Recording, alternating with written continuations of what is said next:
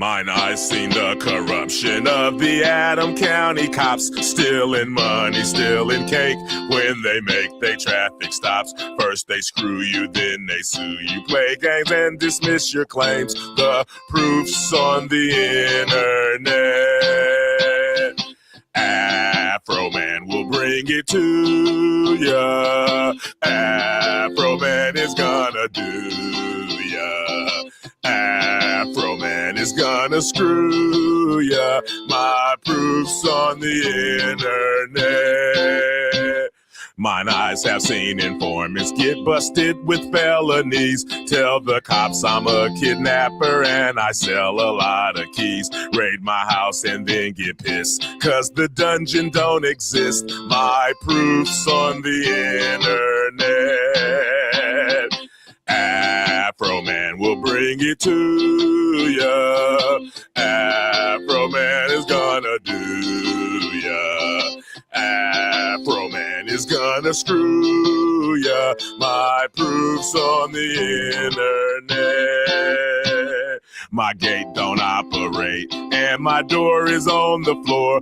My camera's disconnected. Lisa Phillips is up. Downtown they take my mama's lemon pound cake. My proof's on the internet.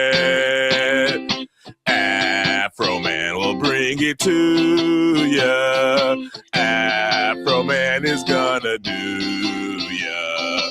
Afro Man is gonna screw ya. My proof's on the internet. They vandalized my property, my money came up short. They disconnect my cameras because they are a poor sport. They're the predators and the victims and they're suing me in court. My proof's on the internet. Afro Man will bring it to ya. Afro Man is gonna do ya. Afro Man is gonna screw ya. My proof's on the internet. Brian Newland is a flag. William is a pedophile. If I'm telling folks the truth, how come I have to go to trial? Newland sexting kids, that's true. Now he's stealing my money too. My proof's on the internet. Afro Man will bring it to ya. Afro Man is gonna do ya. Afro Man is gonna screw ya. My proof's on the internet. Tasha Chamblin is a confidential informant. Roy Gabbard is the judge that signs fictitious warrant. This whole situation is totally their fault. Don't rape me, don't get videoed and caught. Afro Man will bring it to ya. Afro Man is gonna do ya. Afro Man is gonna screw ya. My proof's on the internet. Prosecutor David Kelly turned to jelly when they fell. Coward ran to Arizona so he wouldn't catch the hell. Kimmy tried to dodge us. Rogers tried to retire and dip like a rat leaving a sinking ship. Afro Man will bring it to ya. Afro Man is gonna do ya.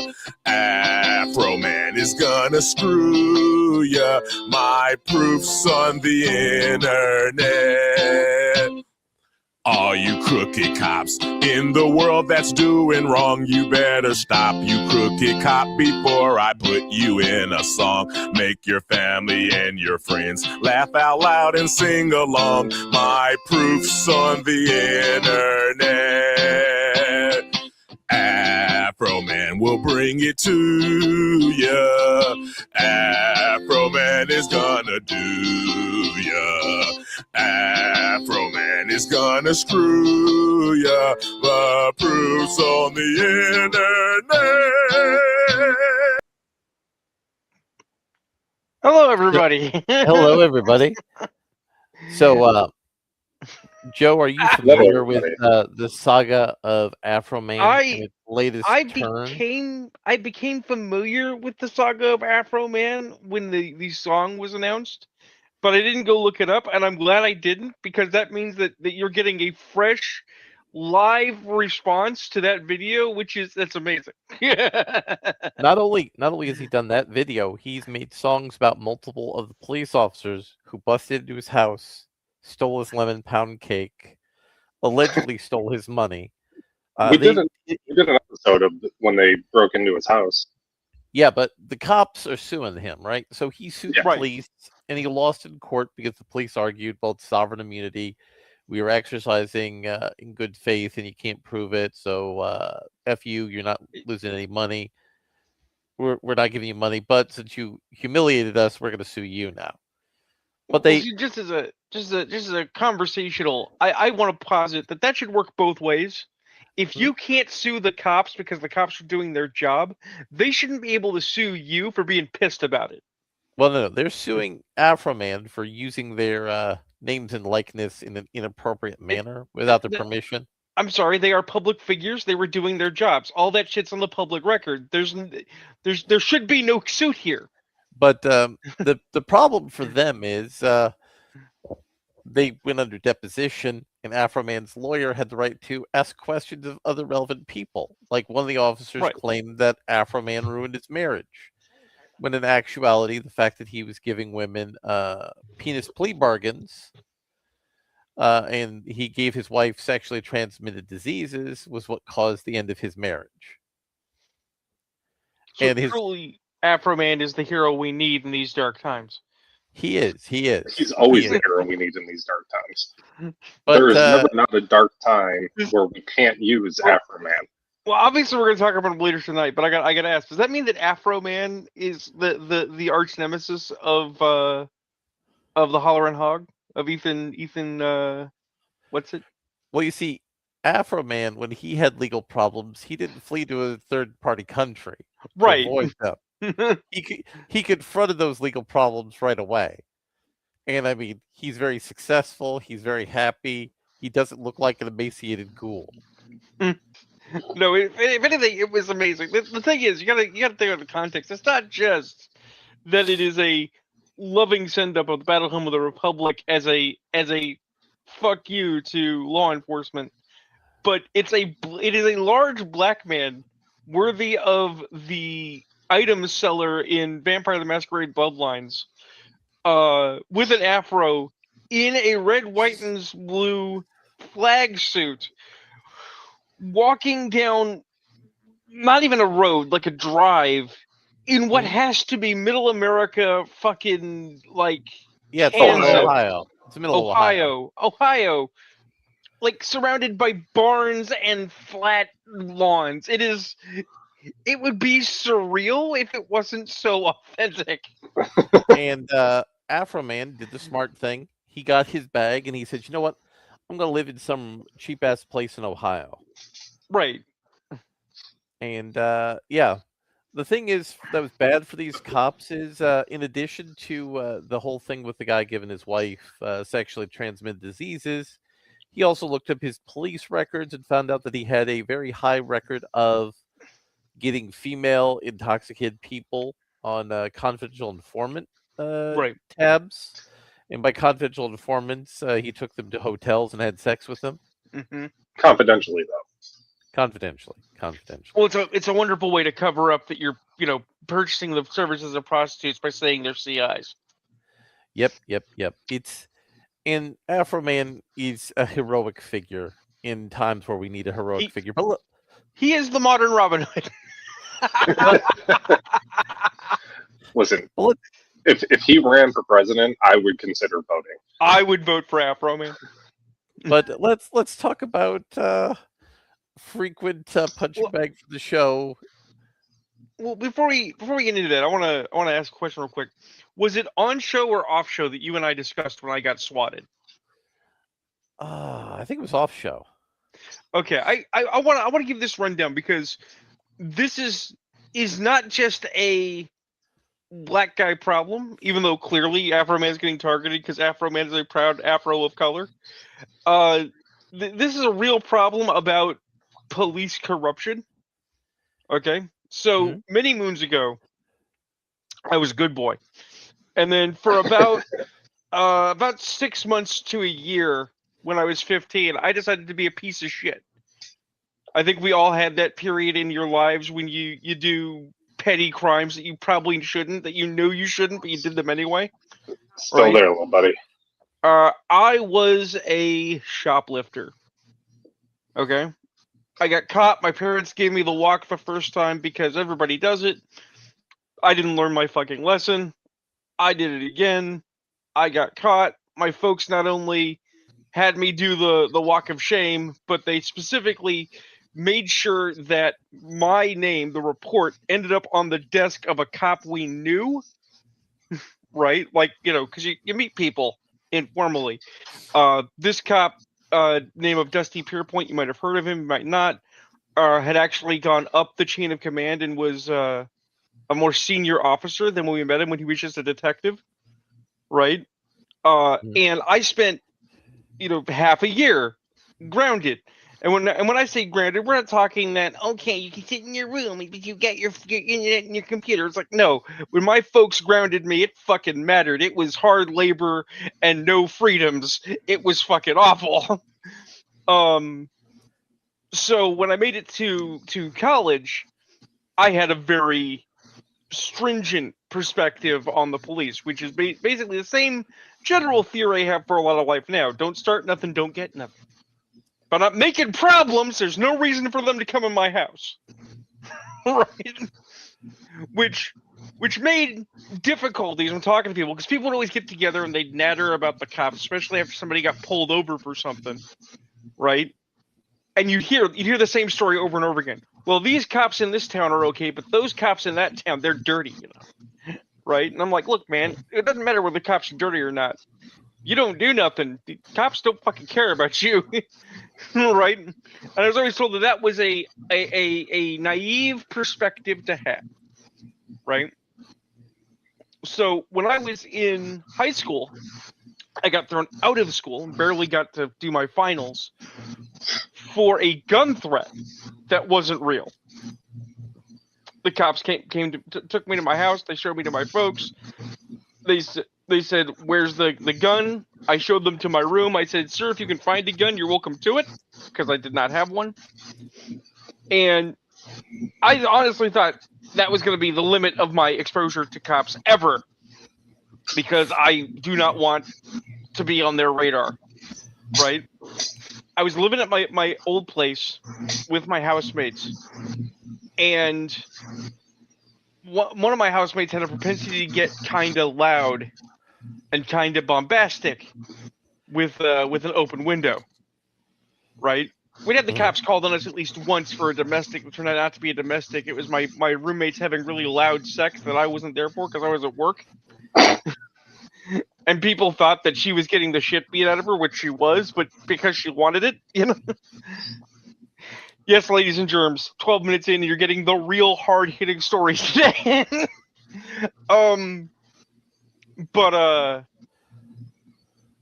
I'm chilling at my machine, doing my labors, trying to make paper on my side hustle, and I see a reflection on my office wall coming in through the window on some summer afternoon. So I'm like, what the fuck is that? And I stand up and I turn around, and I look, and I can see that there is somebody on my porch, but I can't see who. So I go to the front door, and I open the front door, and there's 3 cops with assault weapons about to breach. And I'm like, can I help you, officers? And they start with the talking. They do the polite thing, but they're like, is anybody else in the house? I'm like, yeah. Can I go get them? It's like, yeah, you should do that. So I go get my roommate who was taking a nap, and we talk to the cops. And the cops say that they have gotten a noise complaint and a gun threat. And it's like, there was no gun threat, officer. There is no gun here. None of that shit has happened. He was asleep. I was at my computer. I don't know what you're talking about. So 2 things. One, said housemate had a propensity for getting into slap fights with fuckers online, and I'm pretty sure he got swatted, which means I got swatted. But the other thing is that after the cops left, I'm standing there on my porch, I'm chilling, and I hear somebody screaming and losing their shit, shouting the most profane curses. Because my neighbor across the street is playing fucking Call of Duty. Right? And is talking about how he's going to shoot people. And it's like, oh, you motherfucker. So, like, as much as I want to be friendly to the cops and stay out of the cops' line of fire, it's like, no, cops are fucking out to find people. They are looking for problems to start.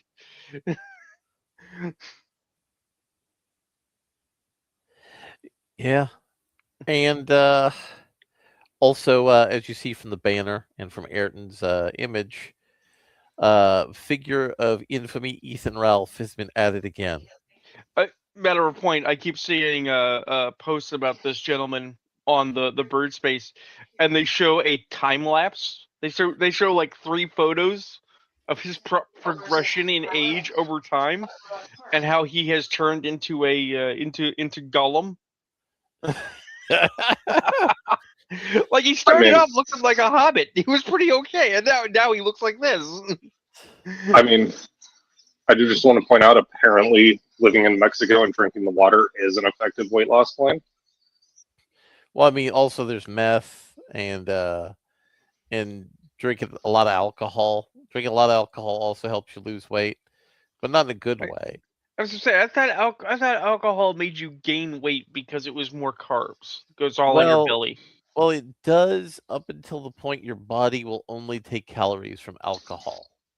Ah, I see. Once you've basically sworn off food. Yeah, then bad things happen to you.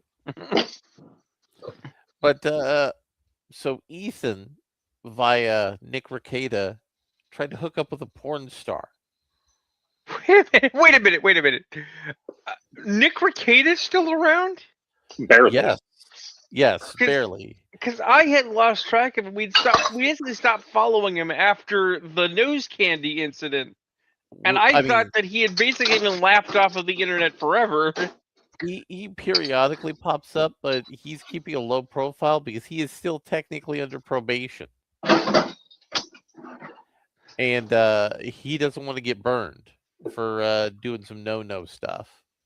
Well, he was hanging out with Ethan Ralph, a known felon and guy on the run. I'm pretty sure that's against your probation. It's a little harder to hook that in because they were just talking online. They weren't really hanging out. And then he facilitated Ethan talking to this porn star. And Ethan, the porn star, discussed the possibility of them hooking up and filming it for money. And Ethan didn't have the money to get to Milwaukee. So she agreed to lend him the money. And then he told her, "Bish, I'll give you $750." Gonna need about $350. Okay, so 2 things. One, I actually have a deep respect for the classier end of adult performer. Uh-huh. It is work. Okay, they're not all sluts. Having said 2 things can be true at once. Having said that, you know it's bad when the prostitute has to pay you. And she was like, "No way, man. I need to at least break even on this deal." Imagine doing like a Quicken Loans for a hooker. And then Ethan busted up her laptop, swiped her phone, and ran, as a hollering hog is wont to do. That poor woman. She's already out of pocket to get him there, and then once there, he decides to act like the tweaker he absolutely is. How far down the rabbit hole does your life have to turn to get to Ethan Ralph fame? Oh no, it gets much worse. Yeah, there's more. Okay. So Ethan gets detained by the cops, and Right. there's a disagreement over his height in the filing documents. The initial filing document was 5'10", previously to his being booked in the local police station, where his height was registered as 5'1". But his weight didn't change from either of those documents. I mean, one it sounds probably like was a shoes typo. on and one was Yeah. Wait. Are you saying he was literally wearing not. Lips, foot-high yes. heels? Yeah. Yeah, Wow, probably wear that's bad. lifted shoes. Wouldn't Then you if you were 5'1"? then Ethan used his dead mother's address for the cops to send his summons to, and Ethan in Ethan Ralph form went to the airport to go fly back to Mexico, and Right. then passed out from Zanny berries and missed his flight. Oh, good. So did they arrest him again? No, they didn't. He got Nope. on a later flight. Fuck. But while he was waiting, he narked on the hooker's cocaine dealer. What a piece of shit. And he did all of this while he had told his remaining fans about his 2 sick dying cats in Mexico. So he flew to get a hooker while he had 2 dying animals.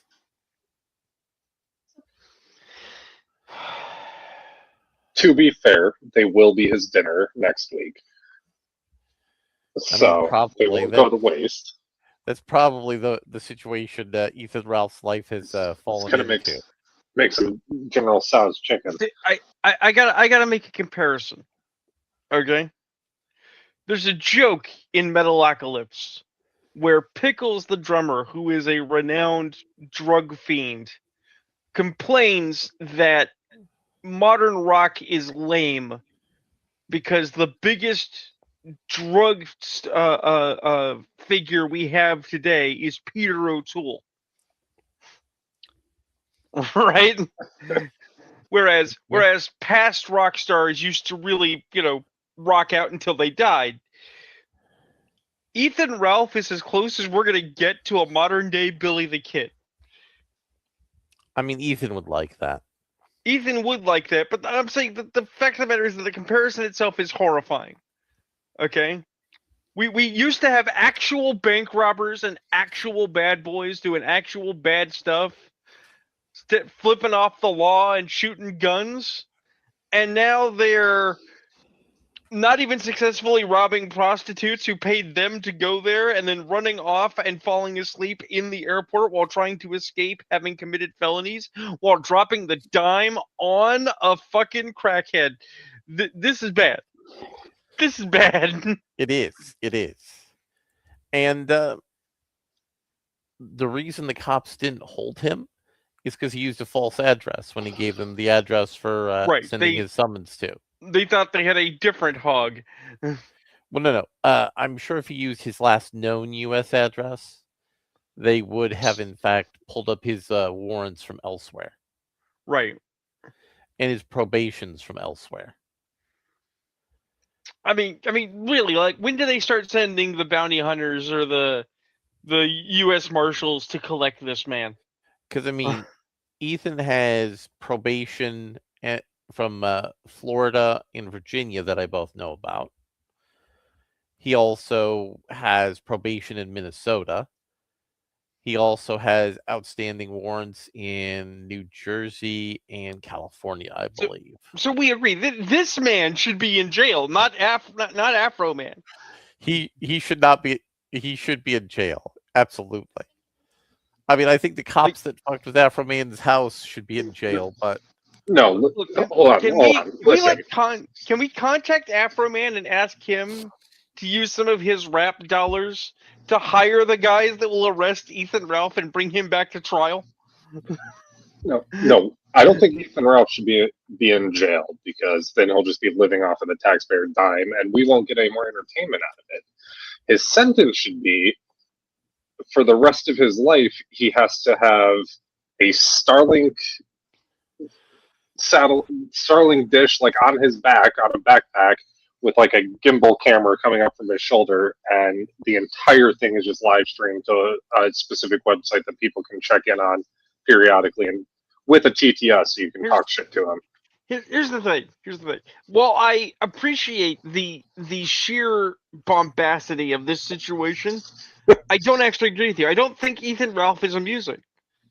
Okay, I was thumbing through the bird net recently, as we are wont to do, being that we waste our lives and have nothing better to do while, like at work and so on.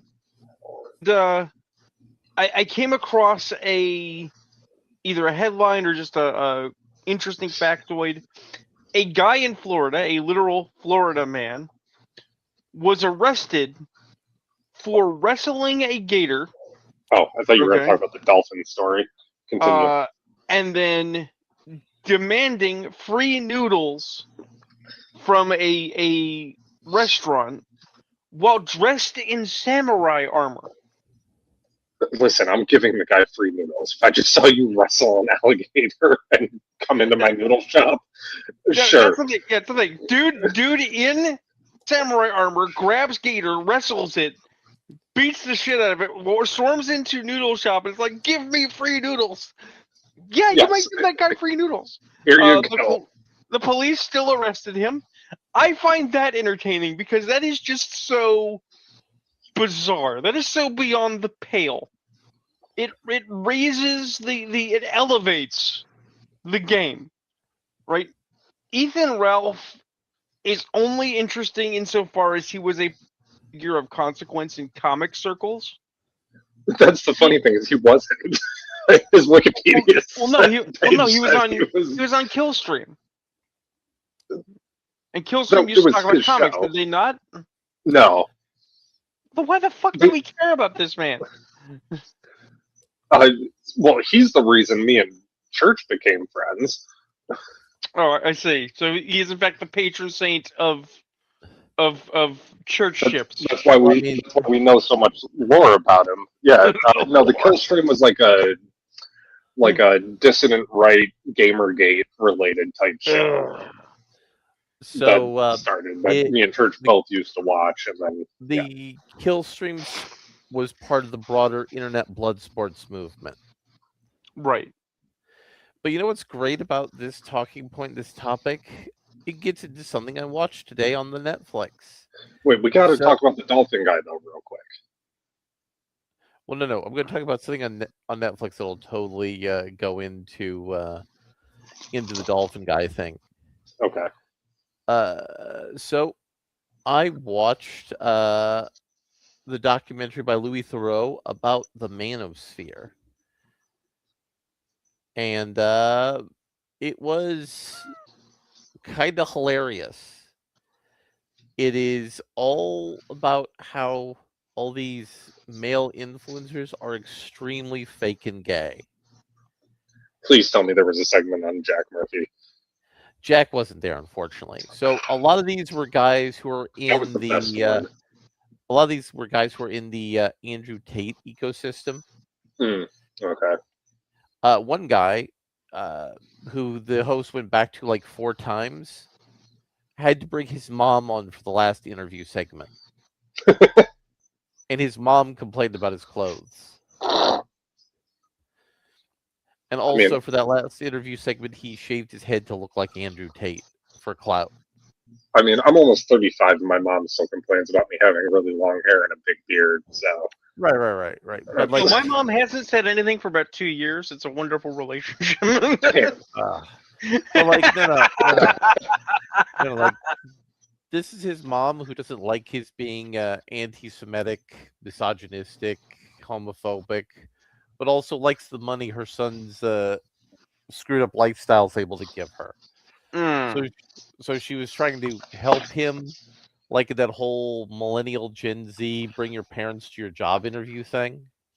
That's wait a minute. Gen Z and younger. Is that literally Gen Z bring your mom to work day? No, bring your mom to your job interview. It's so much more pathetic than the adult equivalent of bring your parent to school day. And he also this documentary did tell me some things I didn't know. So like these manosphere guys who talk about how Instagram models and OnlyFans models are just, dumb skanks. A lot of them have that pre-worked out in the whole pro wrestling worked shoot situation with the Instagram sluts. Right. Here's the thing. Something that I learned, not from this particular documentary I've not seen, but just in general, is that the manosphere is the upper end of the manosphere. These men are actually pimps. They are, in fact, interested in purveying sex as a mechanism to their lifestyle, and then styling as though they were sigmas that are above it all. And it's like, no, they're not. It's much deeper than that. All these guys have daddy issues or Oh, absent fathers. And it goes back way farther than this. Larry? I'm pretty sure you've seen this. I don't know if you have, Vern. What's it called? It was like that incel documentary, but it wasn't called incel. It was something else. And they had like the Chad guy come to and try and like teach all these like incel guys like pickup culture and stuff. Do you know what I'm talking about? Yeah. Yeah, that's like he was the exact same way. The pickup artist guy, he was gay as fuck, but talking like a big game, like he was, some baller that was banging all these sluts. And one of the guys talked about how his mom burned down 2 of their houses when he was a kid for the insurance money. You probably shouldn't talk about that. Well, I mean, it's past the statute of limitations. It's fine. That's fair. But yeah, like one of the times she burned down the house so that they could go to Disney World.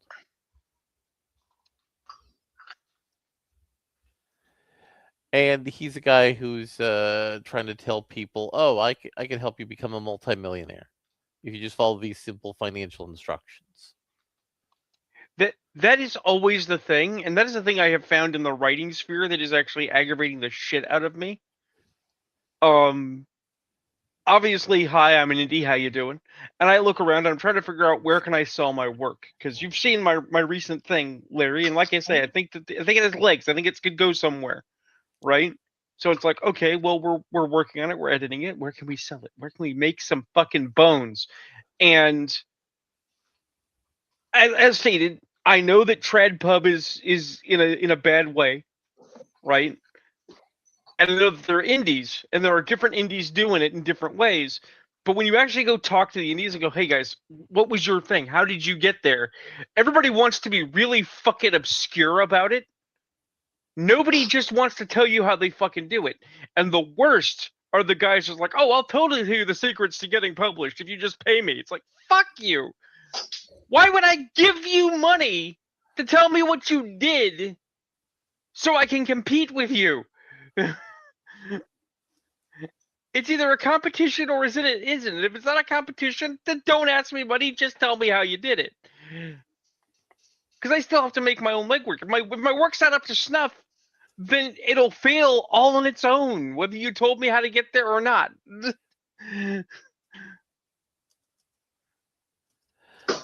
Exactly. And so you're going to talk about a dolphin guy, Ayrton? Yeah, I need to know about this dolphin guy before I talk about other things. Okay, Larry, did you not see the story? The Florida man who was arrested, was that last week?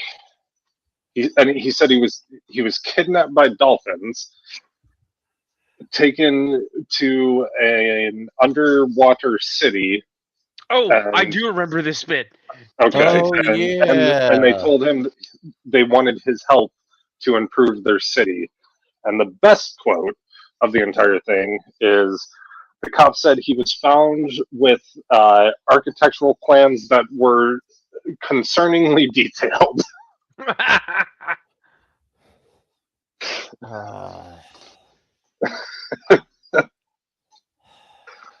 That and the lead Project Dolphin's name was Greg, I believe. And Greg Yeah. helped him breathe underwater for 3 days while he discussed the plans with the Dolphins on how to build their city. I mean, did Greg help him or did the meth help him? Yes.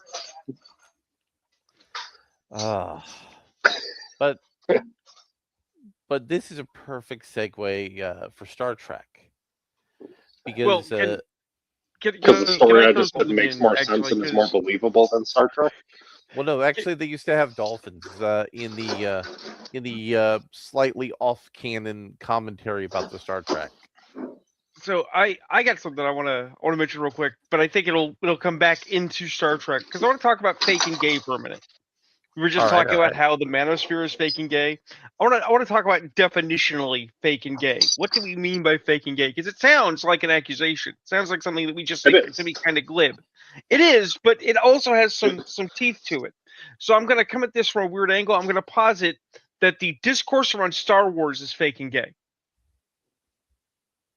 Okay. Expand on that. I mean, Star Wars is fake and gay. So, but on a whim, because my friend Ty got their email hacked and lost their Discord, and they're having a hard time right now, and that sucks. Out of nowhere, I was like, you know what? It has been almost like 25 years since I've seen Batman 89. So I just watched Batman 89, and it was still good. I remembered all the good bits. It was great. And because I had watched that, I went, you know what? I've got the other ones. I'll just watch them. Let's watch them. So over the course of several days this week, I have watched Batman Returns, Batman Forever, and Batman and Robin. Okay, and the progression is still largely the same. First one's great. Second one's great. Third one, wibbly. There's lots of bits that don't quite work, and in fact, I think Batman Forever was trope codifying for a bunch of ugly, stupid shit we see now, right? But Batman and Robin is a special kind of bad. Okay? And what's worse is that there are things that were bad about it that I didn't realize were bad when I saw it originally in 97, that watching it now, I'm like, oh my god, this is so much worse than I remember. Right? But here's the thing. Okay? You watch a Star Wars, the new Star Wars are bad. Everybody says, well, new Star Wars bad, therefore old Star Wars good, therefore prequels good. But I was there. Phantom Menace was okay. Attack of the Clones was dross. Revenge of the Sith was... I don't know what fucking memory hole people were trying to make out of it. Revenge of the Sith was not great. Okay? That last fighting scene, the last big fight on Mustafar is a giant fucking eyesore. But it's so spectacle. It's long, is what it is. Okay. it's long and there's a lot of lights. But the important part is that people are trying to recontextualize history to say that this old thing is good, even though it was bad, because new thing is worse. Well, I mean, right? Jonathan Frakes is trying to also gaslight us about the history of TNG. Right, and so this will tie in. The thing is that while the Nolan Batman trilogy is good within a range of your preferences, right? The Snyder stuff is bad, and finally, people are getting around to talking about how maybe Snyder stuff doesn't stand up to snuff, right? But the thing is that I have seen no one come around and try to say, well, I don't like the Snyder stuff, therefore Batman 97 good. Batman Right. 97 is awesome. What are you talking about? It's not. It is objectively not. Something that I discovered this watch through that I did not know the first time is the number of cartoon sound effects they added. So like it's awesome. so like minions will get knocked down and you'll hear them slip like on a banana peel. It's fucking awful. All right? It is terrible. Okay? But the thing is that it is no more or less terrible than it ever was. No one is trying to gaslight us and lie to us and say, well, no, it's better now once you're older and you can appreciate. It's like, no, it was always fucking bad. And people have just let it lie there. in that same sense, anyone gaslighting you about something is good when you know it's bad inside, that's fake and gay. That's what fake and gay is. Fake and gay is the insistence on quality when someone hands you a plate covered in feces. So, just for fun, I asked Grok to give me a philosophical definition of the phrase "fake and gay." Okay. Truly a organization of repute. Grok, tell us, what is fake and or gay? And this is why our power bills are going up so much. But anyways, so a pretentious simulation that is both inauthentic and weakly effete / status sensitive in its inauthenticity. That is That's a not pretty bad. deep interpretation of. That's not bad. So like Rune, have you ever listened to like academics talk about the etymology of gay as a slur? No, I have never actually heard the etymology of gay as a slur. I Being a haven't word either, person, I'm surprisingly. familiar. Here's the thing: being a word person, I'm actually familiar with its original usage, but I'm also aware of why that doesn't work now because of the slang usage. So the slang usage of gay as a slur Yeah. comes from the perspective of if you're being called gay, you're being called out for being a failure as a man in a particular context. Okay, that makes Okay. sense. So fake and gay means you're fake and you're also an utter failure at what you're trying to be fake at. I mean, that sounds legit. We're learning things today. Yeah. We Most are. intellectual does show that we've mean- ever done. So logically, that means that Star Trek Starfleet Academy is definitionally fake and gay, for it has failed at being Star Trek. And it's also failed at being gay, which is even worse. But And yeah, it kind of so links into my grog definition too. So it does. So Rune and I have watched all 10 episodes of Starfleet Academy. We drank the poison, so you don't have to. do you need me to call somebody, like wellness checks or anything on the two of you? No, after this? it's fine. It's Okay. fine. It's fine. So the problem with the show is there used to be in Hollywood, and while there's I'm sure somebody who has that job on paper, there used to be this thing called story editors, who their job is to say, okay, cool script and everything, but here's where we're supposed to be in episode 10. And this doesn't seem like it's going to get us to where we need to be for episode 10. So can we make some Also used to adjustments? be people called writers. Well, yeah. But you could do a lot with editing. You could do a lot with editing. So You really can. I still have that edit somewhere of Rune saying he could go black. So I mean, you never go full retard. the show ends in a trial. It begins and ends in a trial, which is, hey, we're bookending things. It's an attempt to look smarter than they actually are. it just sounds lazy. Well, yeah, it is lazy. And both trials are lazy. Oh, it's not the same trial. It doesn't like start with a trial and then like do a big flashback story and then end with the same trial. One is a mock trial to get you into the idea that we're going to debate things, and then the other one is a literal trial by a supervillain trying to call people out on being bad, but is done very badly. No. The first trial is where the head of the academy, before she was the head of the academy, separates a child from her parent, which is the worst thing she could do. You are right. There's also dumber than I thought. Yes. No. That's the byline for this show. Anytime you hear something, just ask yourself, can it be dumber? The answer is yes. And this was a show that had a canonical gay polycule reference in the show. So are the trials related, like thematically at all? They are. Okay. The Federation. I was going to say they're both two just random trials. That'd actually kind of funny. The Federation. One's a parking ticket and one's manslaughter. Yeah. The Federation put the supervillain on trial for stealing food and murdering somebody, and the supervillain puts the judge on trial for the Federation not doing something. It's kind of nebulous what his complaint really is. The Federation didn't Federation hard enough, therefore the Federation is bad. And there's, of course, the kids from the show. They're on a half-destroyed starship, and they have to race against time to find where the bad guys are to stop the Doomsday devices from destroying the universe. Isn't that the Speed Racer movie? No, the Speed Racer movie was somehow better, despite being the Speed Racer movie. I mean, I wouldn't know because I was having a seizure from watching it at the time. But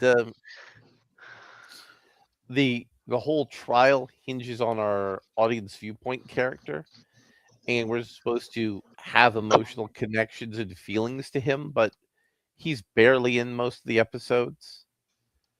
And he's in all the episodes, though, where they need people to see his naked chest, which is kind of gross.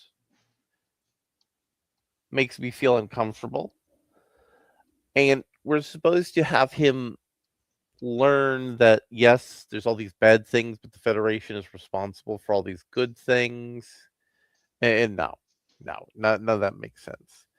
The mid-season stinger has the bad guy stealing a Doomsday device, which he uses to surround a 8 million light-year cubic area of space.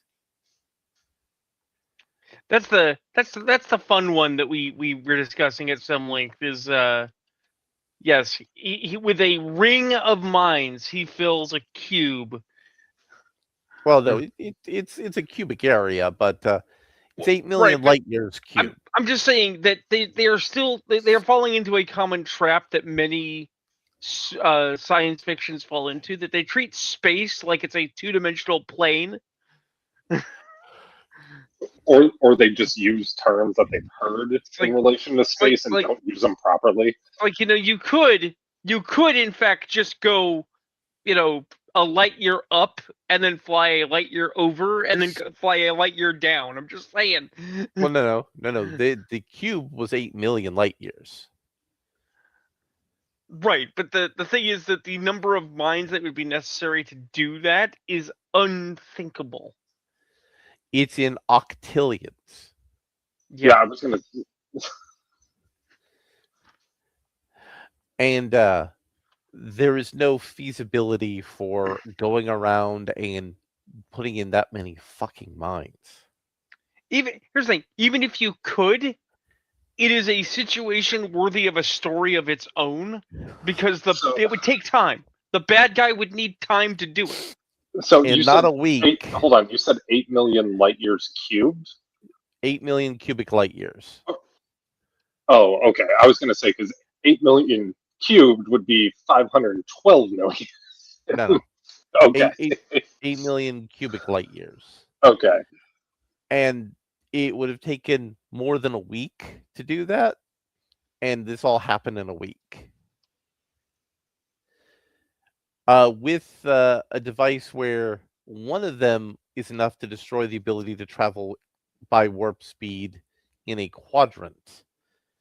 And they had, well, the show said 200, but that math doesn't work out. So they had enough to cover 800 million light years, so that would have ruined space travel in the universe. And the supervillain was all like, yeah, no, this is a totally reasonable solution to my personal grievances with the Federation. And all of his allies were totally on board, because, of course, they are. Background characters have no agency. And the kids all were given orders by Tig Notaro, and Tig Notaro decided for the final episode she would actually act.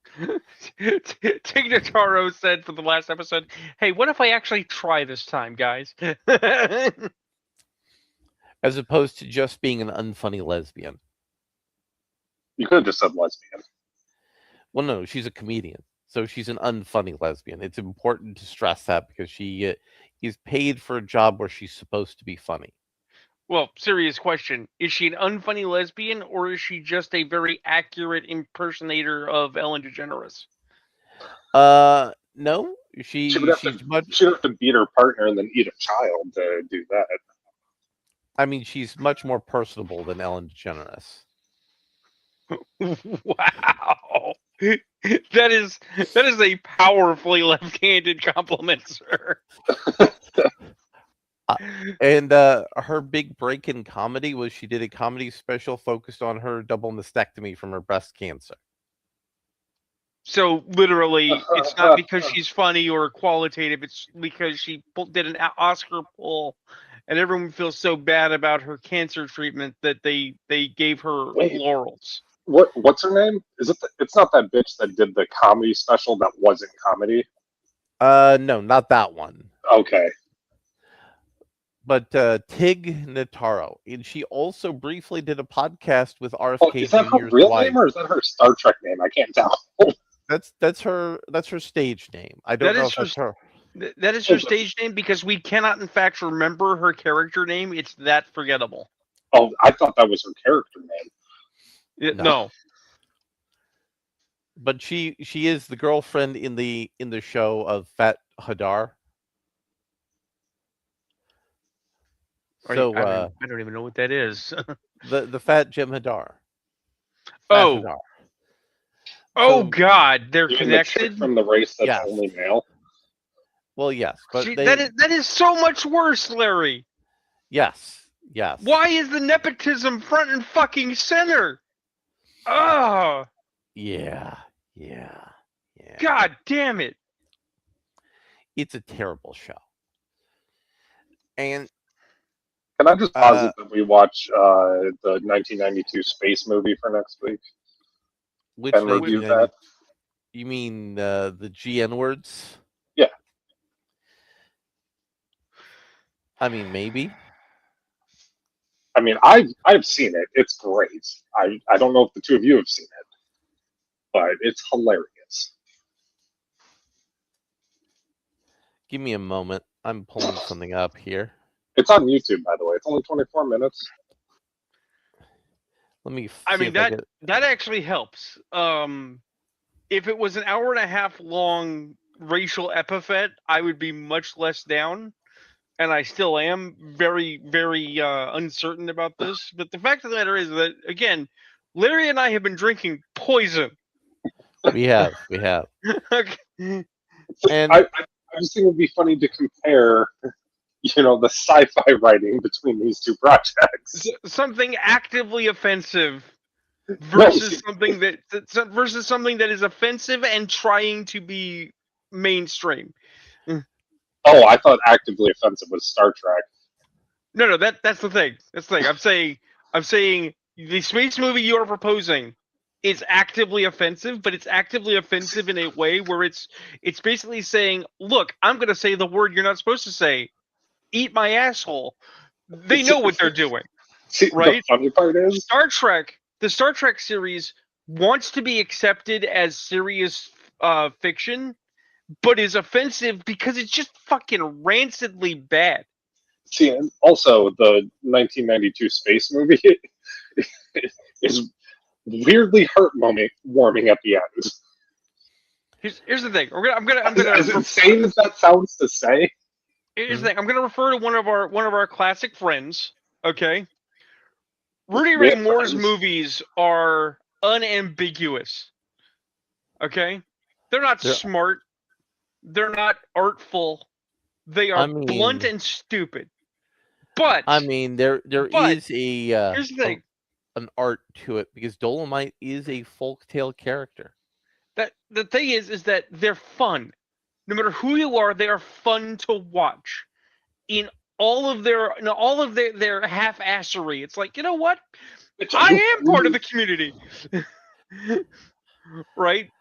Starfleet Academy is not fun to watch. It's not fun to watch as serious science fiction. It's not fun to watch as a joke.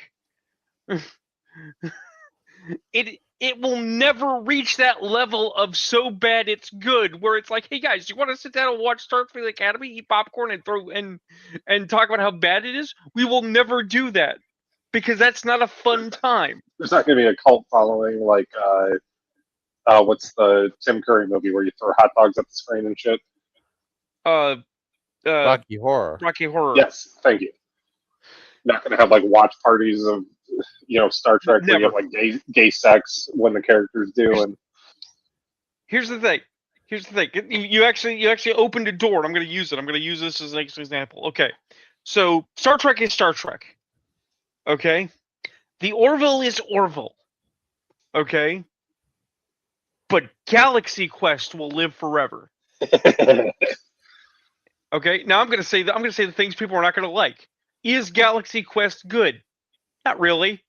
I'm sorry, it's not. It's very by the numbers. They don't give a shit. Well, no. No. Hear me out. Okay. Hear me out. Let me cook. I'm saying it's not overall very good. Okay, it does not stand outside the crowd of other comedies spoofing a thing that they like. Okay, but very much similar to Rick and Morty. It's got a lot of heart. It's got a lot of honesty. The people who made it obviously loved making it. Nobody was fucking around. Nobody was taking it seriously. Even Alan Rickman, whose character is the most dour one there, and is the straight man, had a couple of moments where he chewed some scenery and it was glorious. Well, everybody had fun. They understood that they were having fun. Hold up. Don't you remember the scene where Tim Allen had to leave because he was emotionally distraught from what he performed? And Alan Rickman said, "Oh my God, has he acted for the first time?" Right? Do you remember the scene I'm talking about? Vaguely, because there are so many good scenes in that movie. When he has to tell Balthazar that it was all made up. It was just a show, and the villain was like there, egging him on to tell him that. Right. And Tim Allen in that scene, in that moment, felt emotions to the point that Alan Rickman was impressed with his acting performance. They did not care for each other when the process began. They eventually enjoyed each other enough to say, well, we can do a press tour without trying to kill each other. We might not be friends, but we had an experience together. And that's the thing. That's what I'm getting at. No one is going to come together and be like, hey guys, remember that time we were on Star Trek Academy? That will never happen. That should be the tagline of this show. We're not friends, but we've had this experience together. But I'd like to share one little piece of Star Trek before we move on. 1 second. Okay. Pull this up. Now I gotta get the Twitter size which is that science fiction is not really. Here we go. Gene Roddenberry had this lightning bolt of an idea, and I think he understood something fundamental about the nature of science fiction and genre storytelling, which is that science fiction is not really about the future, it's about now. It is the prism through which the looking glass, the magnifying glass through which we examine ourselves, the state of humanity, who we are, what we're capable of, and where we're going. And it was such a powerful idea that it has lasted for 60 years because each iteration of Star Trek has been interpreted and reinterpreted by people who are so inspired by the message of Star Trek. On set every day for the last several years, I've had this ritual, which is I take 1 minute to look around at what's going on and the incredible army of people and artists doing this job. And you will not meet one person on any of our sets who doesn't love Star Trek in their core. It is so much more phenomenal than I ever knew. Remember the Grok definition of faking gay? Pretentious in its inauthenticity. Yes. Yes. But here's the thing. Even the clapping and cheering sounded fake. Yes. It was and the here's the 4 thing. people. Now If here's the thing. If Go anybody ahead. on Go ahead. the production tried to correct him about something in Star Trek, they would be fired immediately. That is how he treats people who love Star Trek in their heart.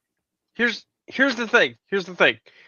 I had come across a posting, a still image from that stage where they were pointing at one guy and his expression, and they were comparing it to Mark Hamill's expression when Rian Johnson was talking about Star Wars, because Mark Hamill just couldn't keep the incredulous disbelief off of his face, right? Mhm. It's not just that one dude. The entire cast on stage looked horrified. Like they got the plastic smiles, but the pain that they are trying to hide as Alex Kurtzman is talking. Everyone knows that the Emperor has no clothes, but no one actually wants to be there to say it.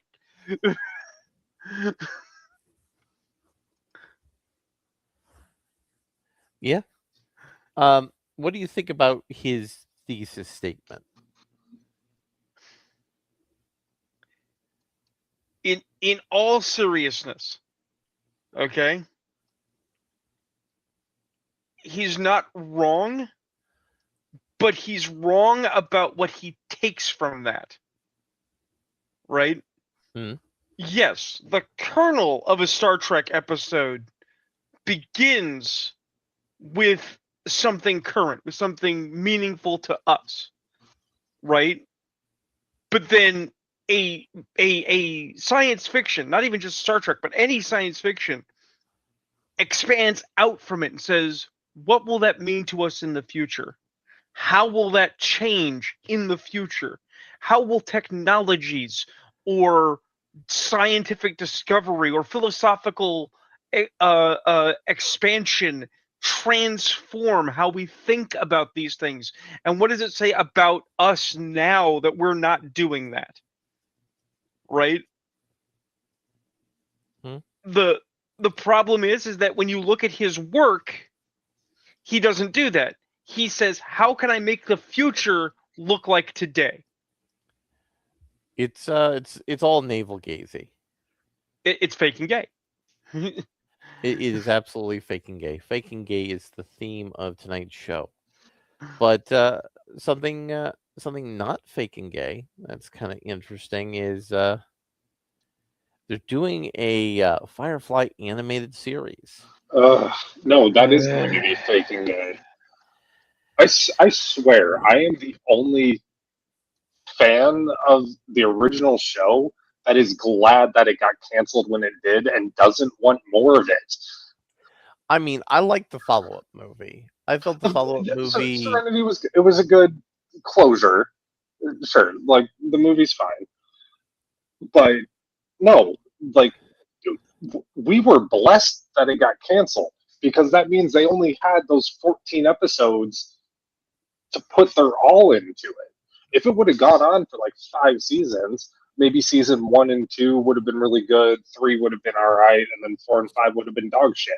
Well, hold up. So one of the elements he was cooking in there was making Blue Sun like the Coca-Cola conspiracy.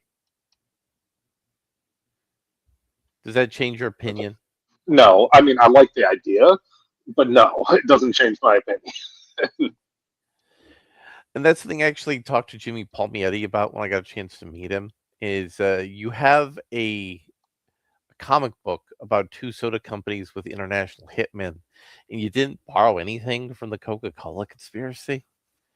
And he didn't know about that at the time. And also part of the like nerd subculture of Firefly is the fact that it got canceled and that's all we got. Like if you have more of it, then that's erasing a core component of that specific subculture in the nerd space. I mean, X-Men 97 was mostly okay. it had some moments that I didn't That's what care I'm saying. Mostly okay. And I have zero confidence that the Firefly animated series will be done as well as X-Men Well- 97 was. My point exactly. Well, here's the thing. This brings us back to Batman and fake and gay and what we were talking about before. Everybody likes Firefly now, and some people didn't like Firefly then, right? Firefly was a victim of the network moving time Right. slots around, putting things out of order. Right. The network screwed with it. So part of it is it's a weird artifact because the inability to understand what you were looking at made it magnetic to a certain set of people. I didn't like Firefly when it first came out because at the exact same time Firefly dropped, I was watching a very similar anime called Outlaw Star.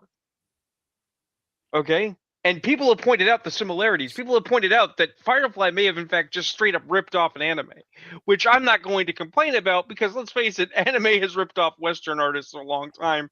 It's about due. Right. The thing is that I watched that, and then later, when it was on Sci-Fi Channel and it was, in order and Redux, yeah, I watched Firefly and went, it's not so bad. But I have never been in love with Firefly. Never so much that I would swear by it to the degree that other people would. I don't remember watching Serenity because Serenity was good. I remember watching Serenity because I watched it at a friend's house after having been up for 16 hours at LARP. Literally, we went back to his apartment. You had a bunch of gamers hanging out in a gamer house, eating crappy food and watching Serenity on a little TV. It was a wonderful time. I mean, I feel like that's how you're supposed to watch that movie. Exactly. That is 100% how you're supposed to watch that movie. But on the flip side, the Well, monkeys.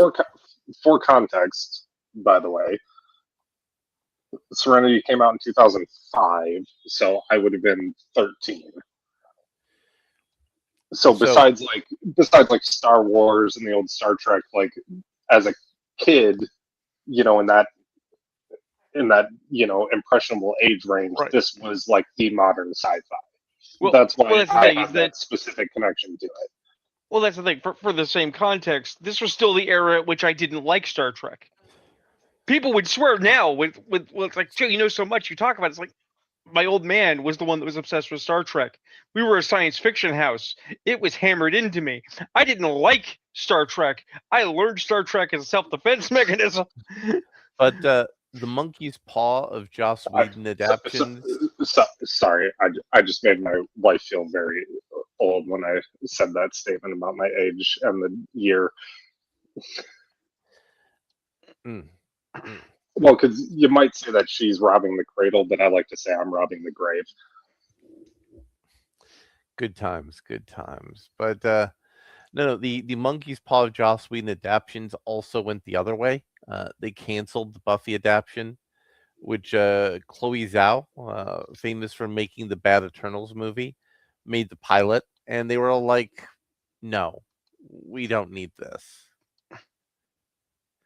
Although, admittedly, a Buffy sequel series after the way they ended Buffy was going to be a huge, complicated issue. Do you remember how they ended Buffy? I don't. How about you, Joe? Oh, no. In that same realm of things were bad and we need to pretend that they weren't good, I never got into Buffy the TV show because I remember that Buffy started as a movie with fucking what's his name Priestley from 90210, and that movie was shit. It ended up being a better TV show. Don't care. I was never into Buffy. I fucking loathe it so hard.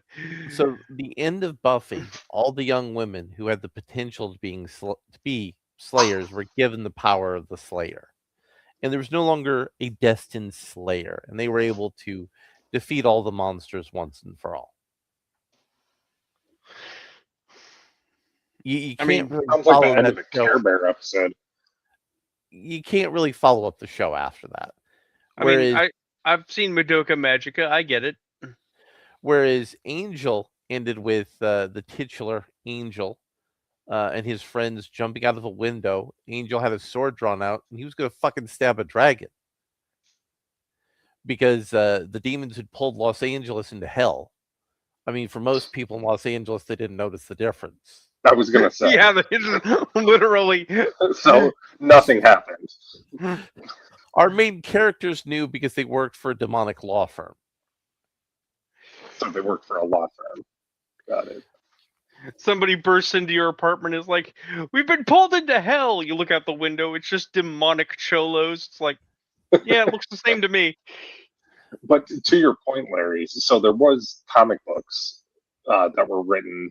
I believe I'd have to go look.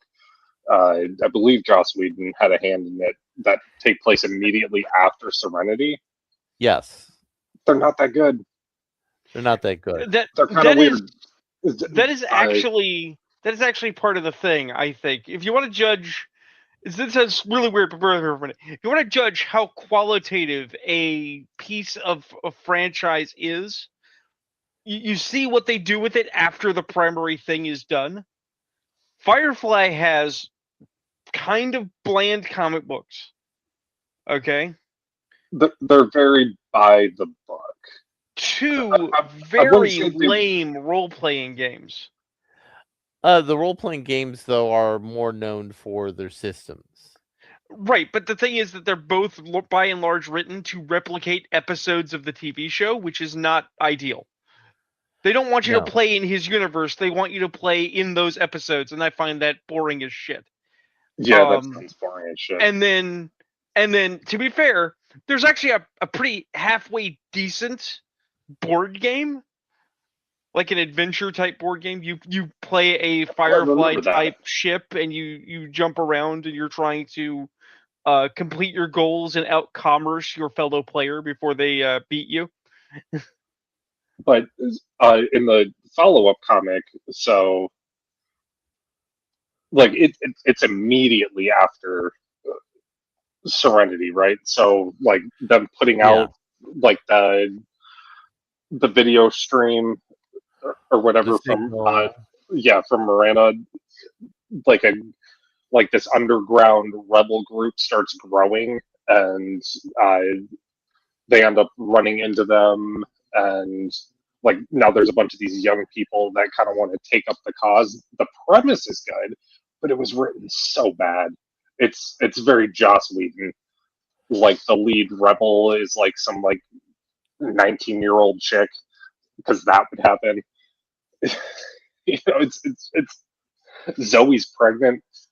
You know, because they had to add more weight to Wash being killed like abruptly at the end there. Like, I don't know, it was weird. Maybe we should read that for next week. God no. I mean, yes, we might end up reading it, but it's like, like I said, the premise is cool. Like, you know, their actions are actually leading to some real change, but like the execution was just awkward. It was just very Joss Whedon. You know, he likes his very young women. Well, I mean, Joss Whedon also in the sequel comics to Buffy and Angel had Buffy and Angel become gods and have sex and sprout a universe.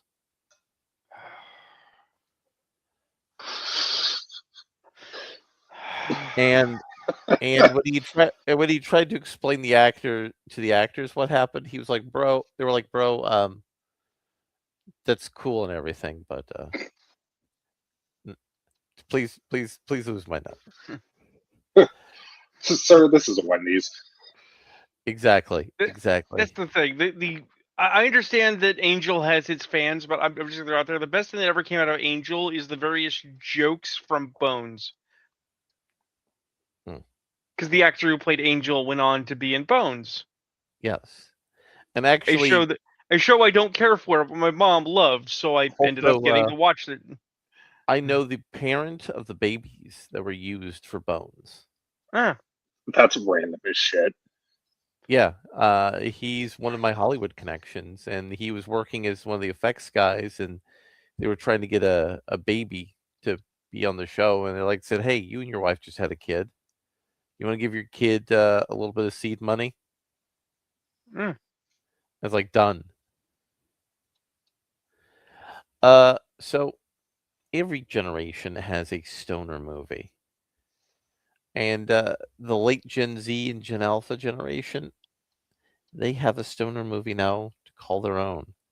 Let's watch the trailer Oh god. for this stoner movie. Once I get it pulled up. All right. 1 second. Get the screen. This is why trigger locks come with every firearm you buy. And the name of the movie is Pizza Movie. There's in fact a reason I do not own a firearm, and it's not because I'm not cool. It's because if I had one, I might be tempted to use it. Hi, Monty. Hey, Jack. How was your day?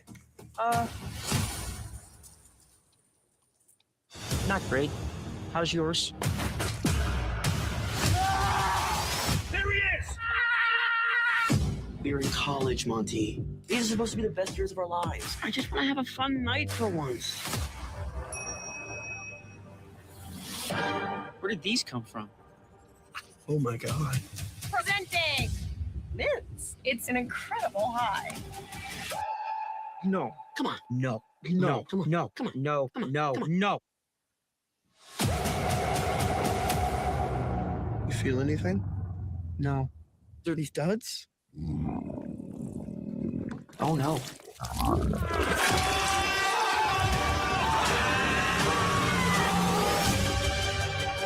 It's an incredible high. So long as you take it with pizza.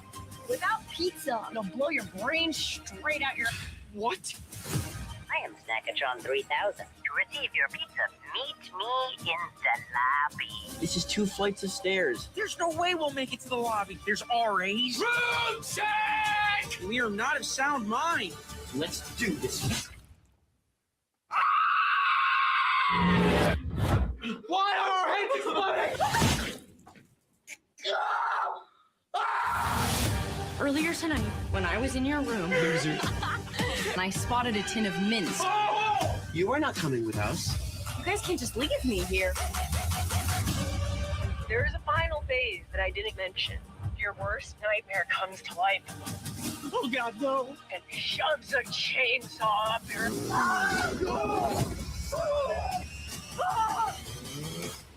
We gotta get that pizza.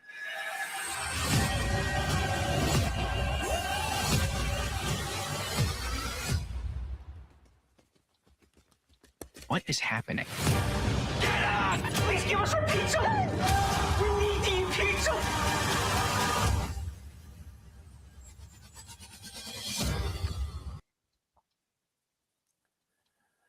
Okay, I So- swear the people who write these movies have never actually smoked weed in their life. Well, I mean, it's not about weed. It's about designer LSD. I just want to know when we decided we were going to do a Let's Pat reboot, or It's mean- Pat. I mean, a lot of those kids do look aesthetically unpleasing. The other thing is that I have seen this movie in another context. It was called John Dies at the End, and was a much better book. Well, I mean, John Dies at the End isn't about getting high, though. It is. I mean, it's about John dying at the end. Well, yes, but how John Dies at the End starts with taking the brain gravy that a weird Jamaican gave them at a party, which expands their mind and causes them to see aliens. Even then, even if this is about LSD, the people who wrote this, I don't think they've ever had LSD. No, they have not. Because the amount, like, yes, you can have a reaction like that, sure, but you have to take so much to get that fucked up, and you wouldn't be coherent. You would be sitting on the floor staring at a weird bump on your wall in the corner and giggling like a maniac while crying at the same time. Like, you wouldn't be coherent enough to go get pizza if you I mean, had that level of LSD. I mean, again, it's the title of our show. It's Fake and Gay, Yeah. because the opposite number to this, as I've mentioned, I think I've mentioned it on a show. I know I've mentioned it in conversation a couple of times. Henry Rollins tells a story about the one and only time he did LSD. Okay, and it is the most believable LSD story ever. Have I told this tale? Have you heard this one? I don't think so. It's Refresh not ringing your a bell. memory. It's on the internet, so I don't want to give all of it away. The particulars of why it's funny, I'm not going to get into. But basically, he is advised by his fellow rock and rollers that he should try LSD because he's very straight arrow for a guy that's very anti-authoritarian. And so he calls up a woman he knows who's a drug hookup and says he'd like to get some drugs.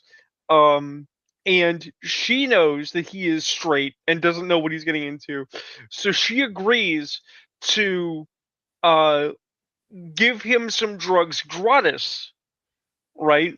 With the only cost being that she gets to watch. Right? And I want to be clear, this is some LSD that she apparently got down in Circuit City from a leper.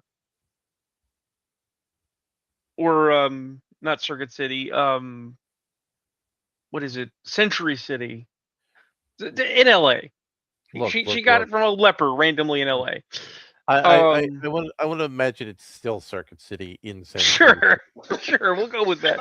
I was picturing her going into the store, a Circuit City, and there's a leper that works behind the counter who sells drugs on the side. Who sells drugs, right? Like, this is an amazing story. And so they sit down, cross-legged in a nice little room, and he takes an LSD. I want to say tab, but tab is not correct because it's a piece of paper. He puts a piece of paper on his tongue. That's correct. It's called a tab. And he lets it dissolve, as you're supposed to. And he's like, nothing's happening. So she's like, well, take some more. And they basically take LSD 1 for 1 for like half a dozen tabs of LSD. At which point Henry starts to notice something, and she's like, okay, hey, let's go get some food. Let's go get some McDonald's, my treat. And he's like, okay. And so they get in the car and they're driving, and it hits him when he notices that though the car next to them has stopped at the light with them, the wheels are still spinning. And the rest of the bit is a first person deep dive into all of the fucking crazy shit that he saw, right? And she's having a wonderful time because he's a lightweight, so she's fucking with him, right? Like, they're driving out to see the ocean in LA. Okay, well that's nice, right? The ocean. But they take the scenic route. They take the cliffs, right? So she goes up really high up the cliffs and then goes down the drive as fast as humanly possible while Henry Rollins is freaking the fuck out and talks about how it's okay because he's going to leave his body and he's going to fly into the air and he's going to live there now. And then gets shunted back into his body and goes, oh fuck, I don't want to die. And it's the thing is that it's funny because it's real. Right. This is not funny because it's fake and gay. Well, that actually, so one of my friends was telling me about, I think it was the first time she had LSD. It could have been mushrooms. I don't remember. But so one of the things that'll happen is it can also, psychedelics like that can kind of cause you to hyperfixate, right? Yeah.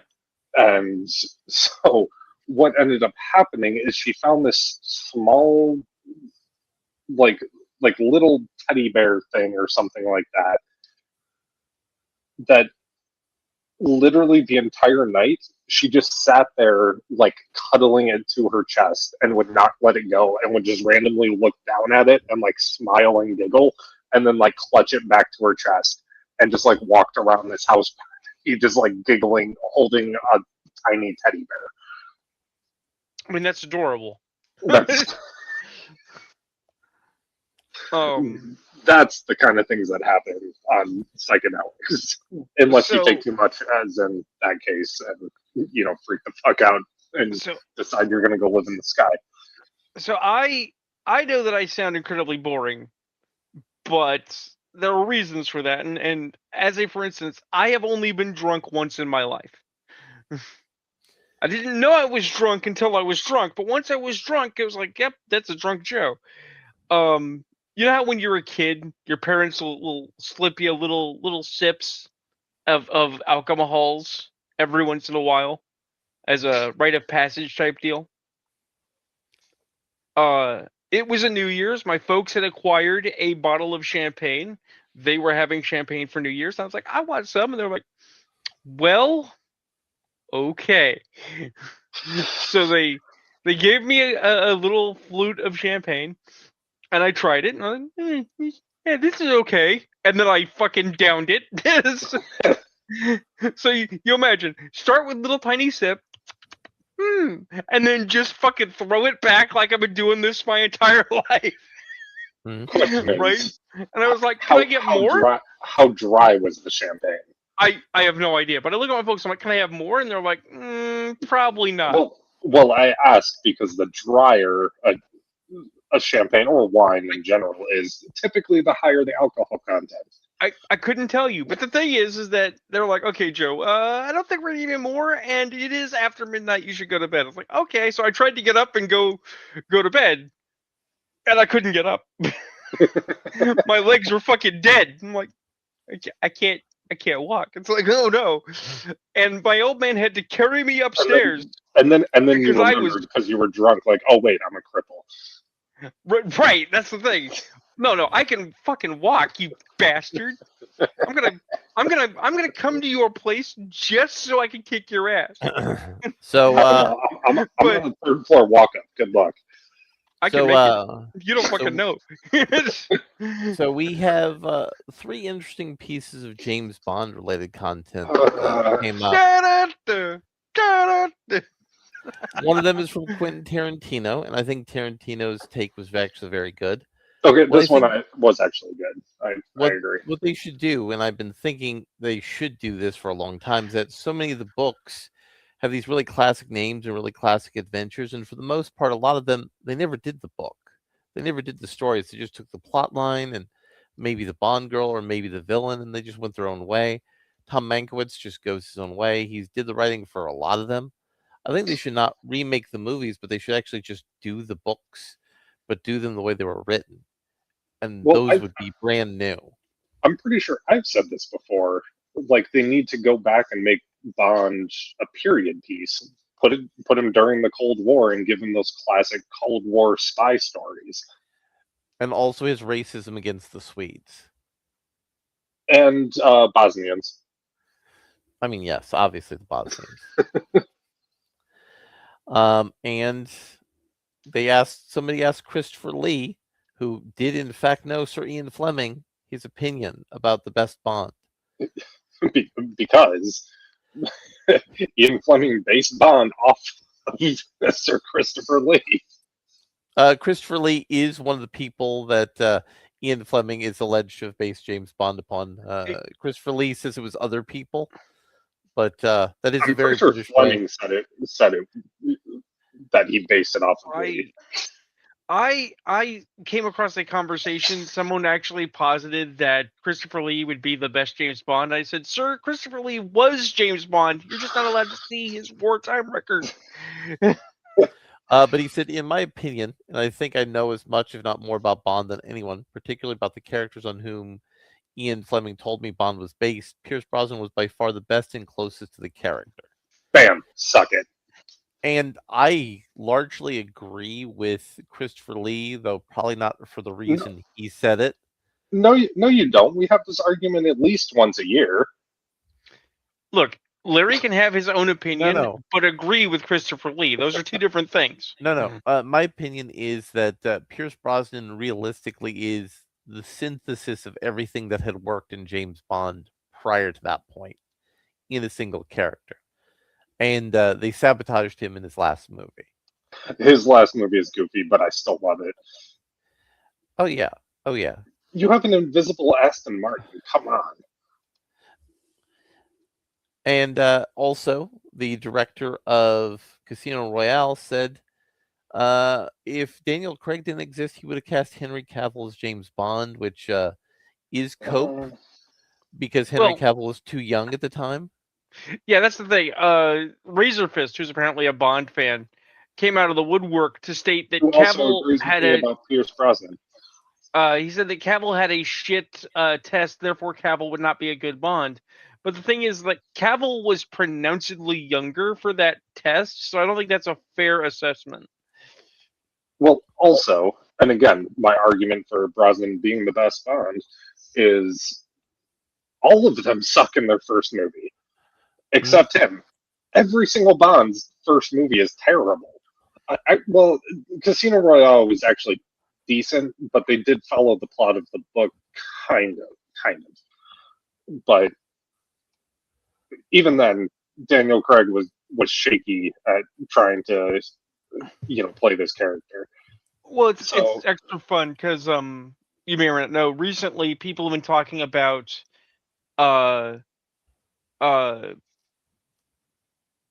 Pierce Brosnan's turn as Dr. Fate in the Black Adam movie.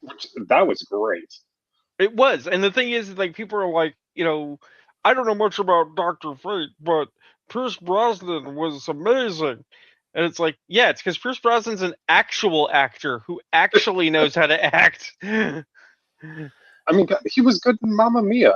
You never thought you would want to hear him sing and dance show tunes, but he was good. Yeah. And what happened to that?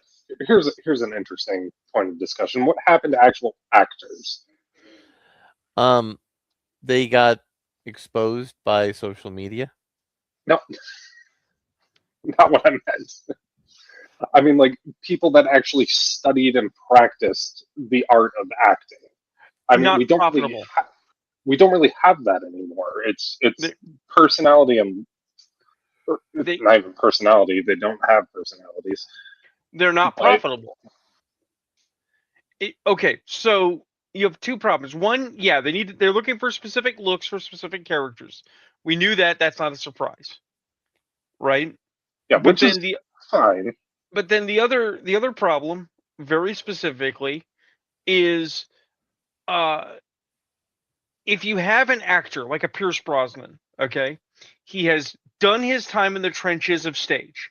He is well trained in his work. He I would knows also what say to Hugh do. Jackman. Right, Hugh Jackman, as an example. He also knows how to walk into that room and negotiate his contract.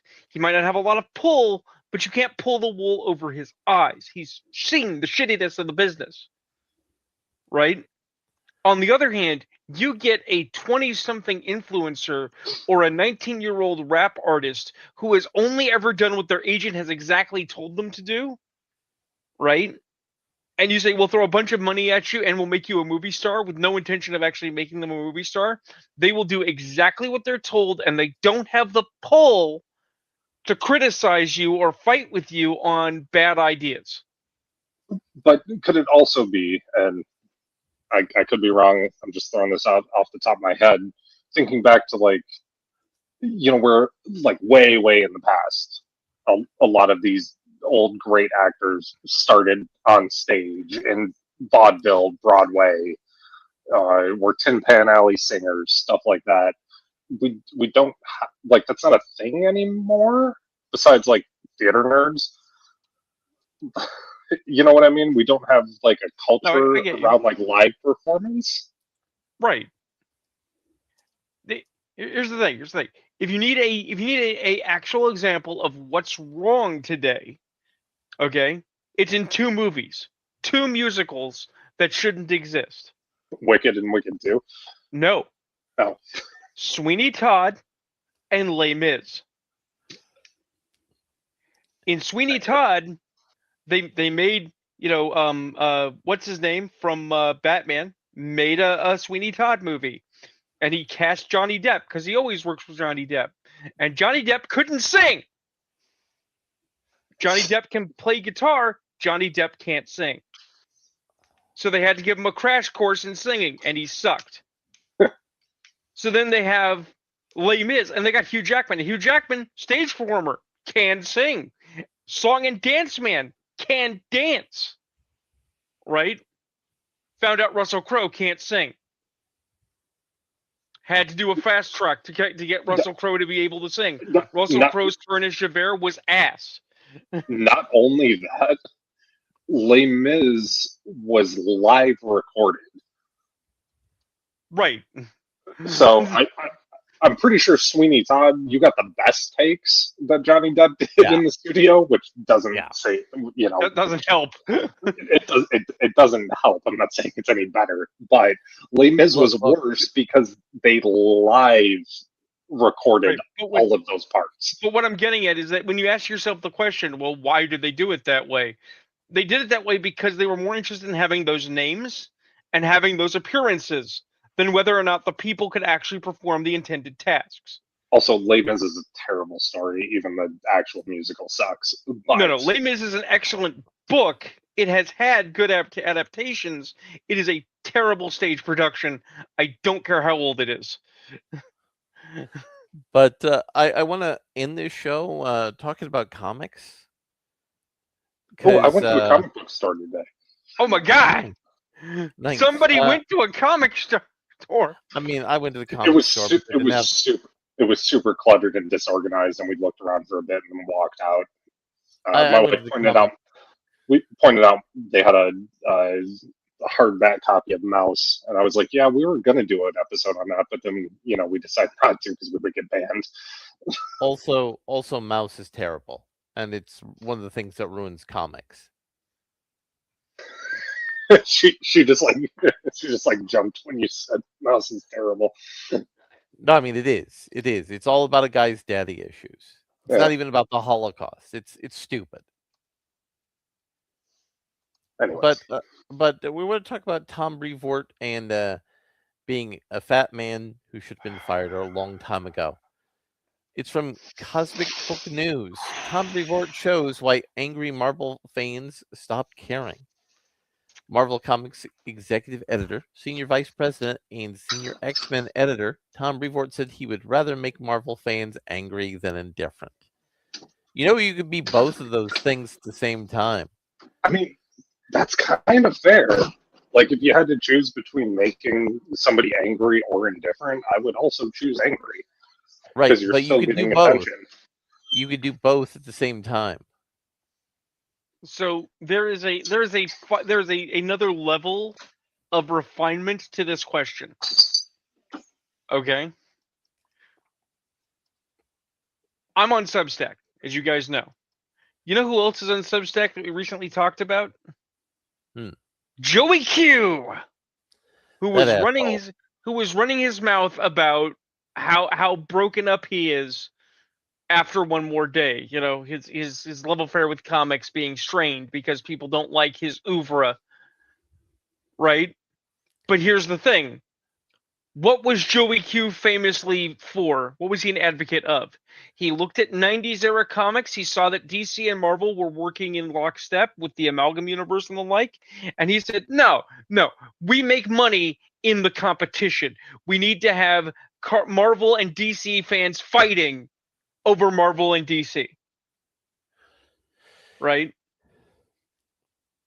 But it is the same logic. But hold up. Okay. Hold up. It's not...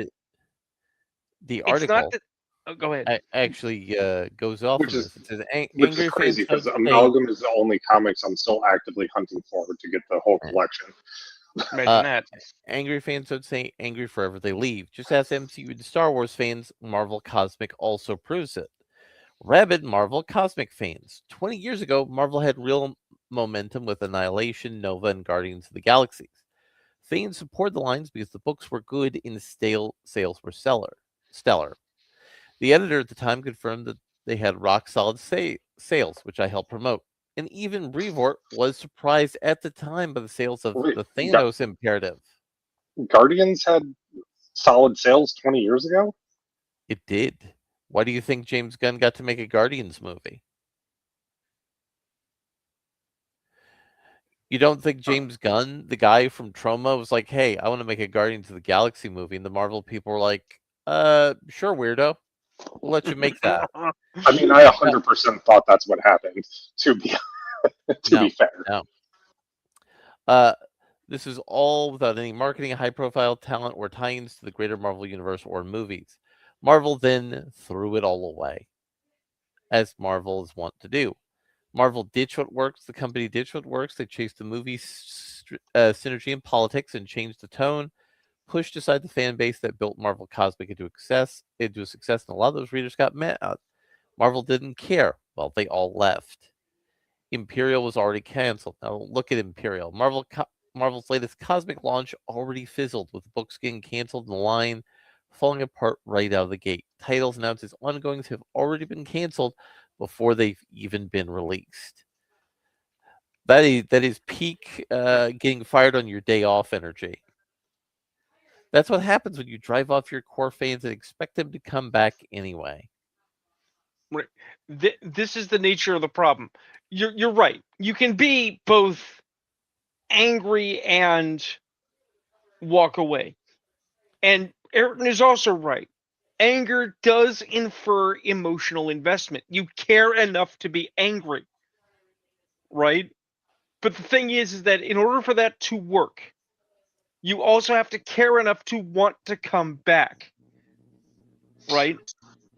And that's the thing, is that this is not some wrestling story where we're making heat and people really hate this guy and want to see him lose, so they come back week after week. All right, if it was that, we wouldn't be complaining about it. Right? What this is it's a succession of bad stories, and then they're looking at you and going, well, if you didn't like it, it's not my fault you didn't get it. It's like, no, I got it, but I didn't want it.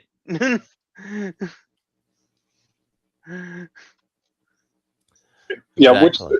which I think that leads more towards the apathy side, though. Like, after you do that so many times, to properly rage bait, right? Because as you are well aware, and I am quite good at this. There's a line you have to walk. You need to keep said person you are rage baiting invested in the bait. If you just do it so blatantly to the point that they just like throw their hands up and just walk away, then you have nothing left. They've become apathetic. Even if they're angry, they become apathetic. Does that make sense? I would say it's a sliding scale that is progressive. You start at angry or upset, the table shake you wanted, right? And then you do get a period of passionate dissent, right? We do this every day. And on this show, we talk about how much we hate what they're doing and how they could do it better and how much we'd love to see them do it better, right? Again, we'll buy Marvel comics off of you, Disney. $12.83. Yeah, really. 100%, right?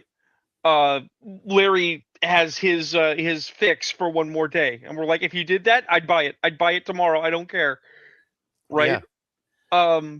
But the thing is that if you don't attend it, if you don't answer the call to quality at some point, right? Apathy is the end state. Apathy is when the fire burns out. That's when there's just an ash of interest. Hmm. And if you hit apathy, you've gone too far. You failed the plan. You went from playing 5D chess to playing 1D chess.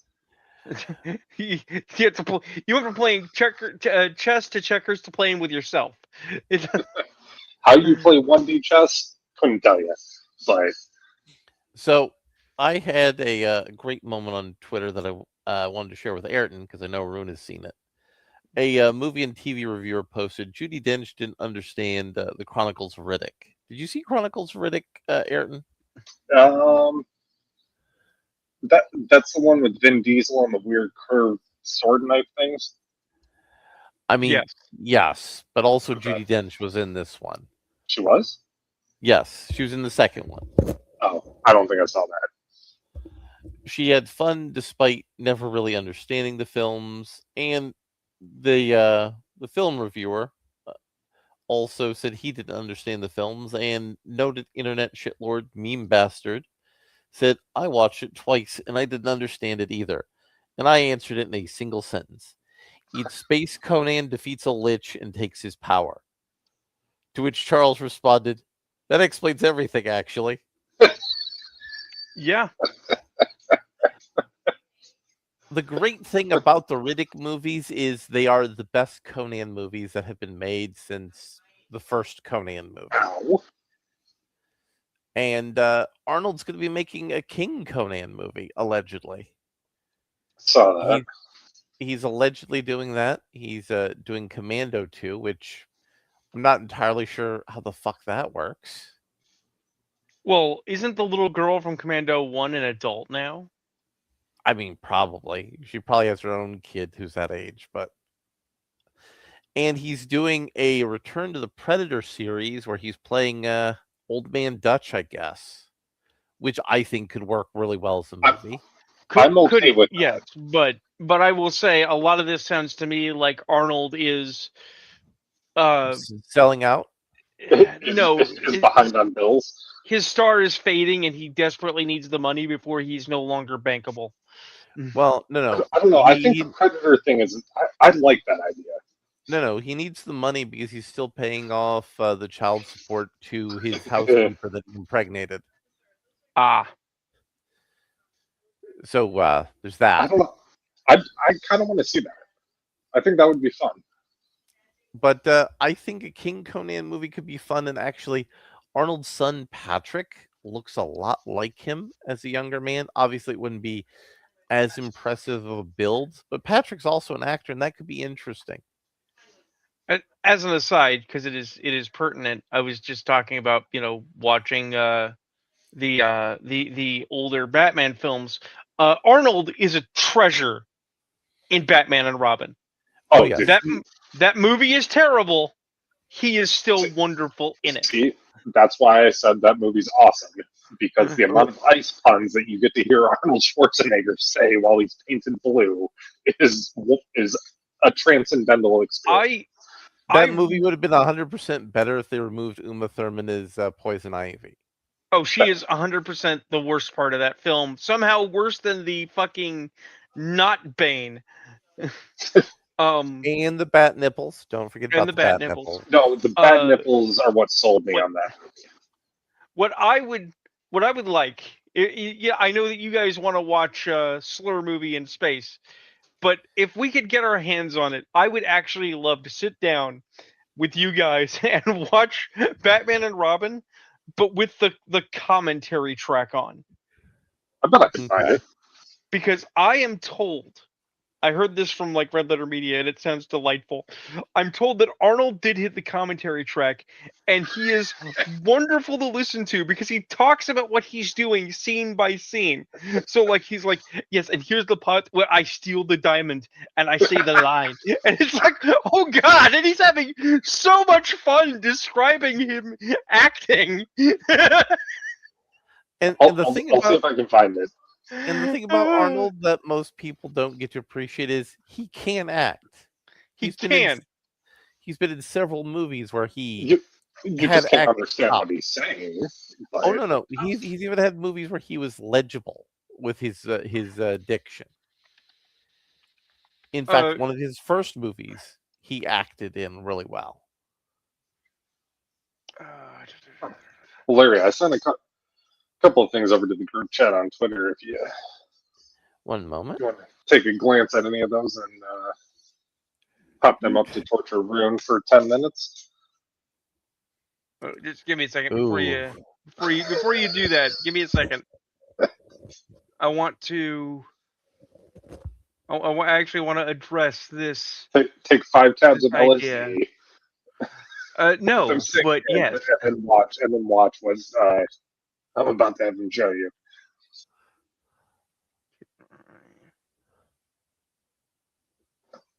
That would be funny. I know it'll never happen because all 4 of us live on opposite ends of the country, but if we did a IRL stream show and we did a segment at the very end where we all get high and you guys are subjected to my, unhinged insanity for an hour. There it is. I actually saw a film with Arnie back in the day in 2017 called Aftermath. Mm-hmm.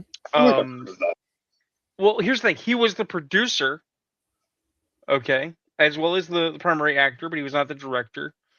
Quote, it's based on the events and people surrounding the 2002 Oberlin mid-air collision of a passenger airliner with a cargo jet. They say it's a thriller. It's not a thriller. It's a straight-up drama. Right? And it's like, it's a character study. It's Arnold in a character study. He's not hamming it. It's not an actioner. It's none of the things we'd expect of Arnold. It's like Arnold did a serious movie like a Big Boy. Huh. Interesting. It has a 40% approval rating on Rotten Tomatoes based on 57 reviews with an average score of meh. That's way too high of a rating for something for me to watch. And on Metacritic, it has 44 out of 100 based on 13 critics, so mixed to average. Just because people were like, Arnie doesn't do serious. It's like he does. He can. All right. Can I spot what? Just a second. It's a slab of meat. This is A5 Wagyu. That's not butter. $50. That's margarine.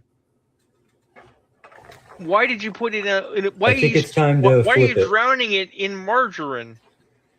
That actually doesn't look half bad. Now we're going to season it while it's cooking. It's gray.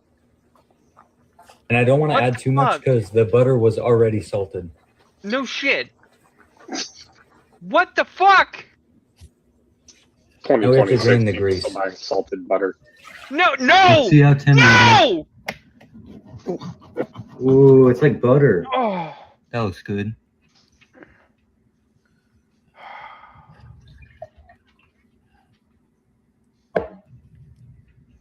Quick update. I think they sent a bad steak or something. No shit.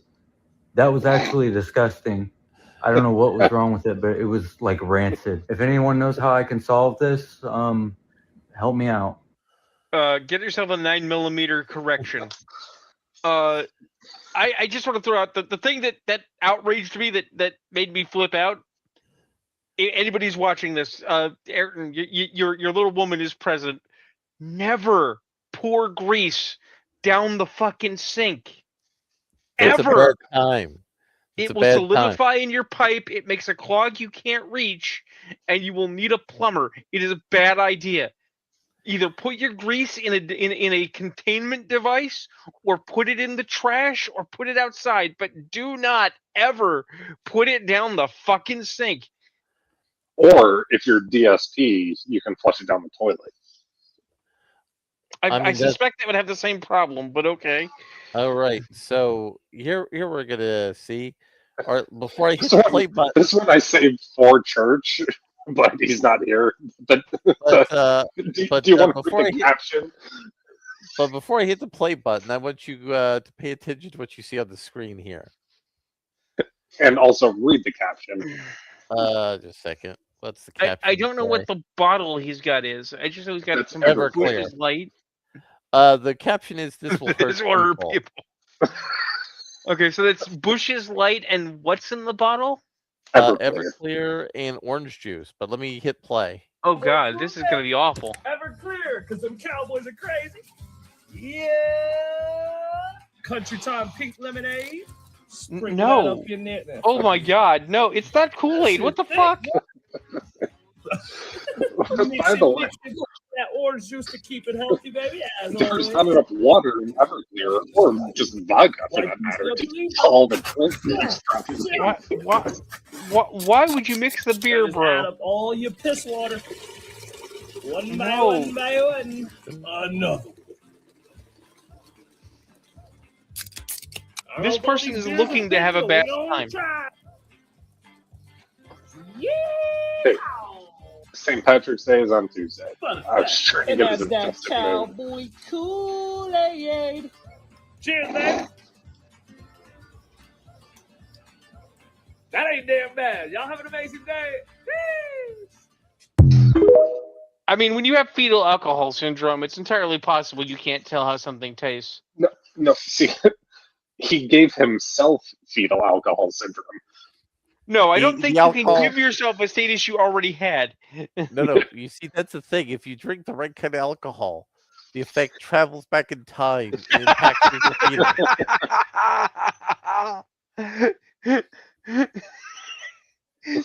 Oh God, that is so perfect. I gotta use that. Larry, we gotta use that in a game at some point. Mm. The villain reaches out, he pulls out a fluid, and he's like, "I will inflict this on your bloodline retroactively." That's almost as bad as casting testicular torsion. It's like I can feel myself getting stupider. Ah. God damn. So this is a pretty good show. And you could let Church know that I'm not going to be here next week because I'm going to be at a convention. And there's no horrible Star Trek to be poisoned by. That's over until the end of the year when they're going to dump the second season like a prom queen's baby. Wait, did they do a second season? They did. Oh my fucking God. Well, no, the thing is they were filming the second season as the first one came out. Why wouldn't you just sit on it? Seems like a terrible idea. Why wouldn't you just sit on it? Because they want to clear out all the contractual obligation they have with Alex Kurtzman. Oh, God. Also, Here's all right. I know that we're wrapping up, but I got to throw this out there. We were just talking about whatever happened to story editors. I want to throw another one out of there. Whatever happened to contract lawyers? I mean, everybody's got a contract lawyer now. See, once upon a time, you had contracts. Did they have all have eyebrows like Ben Shapiro? But contracts would have clauses, and sometimes you'd have an escape clause. You'd literally have a "this is not working and I want off the bus" clause. Yeah. Why would you enter into an agreement that links you to Alex Kurtzman's perpetual failure? The man has failed for an entire decade to do Star Trek. Not only that, you have to not use any of the IP he developed for Star Trek, or he developed with J.J. Abrams for Star Trek. Right. This seems like the ideal location to have an escape clause, where it's like, look, we did 2 seasons of Disco. You are a fuck up, even if the material is somehow not terrible, which it is.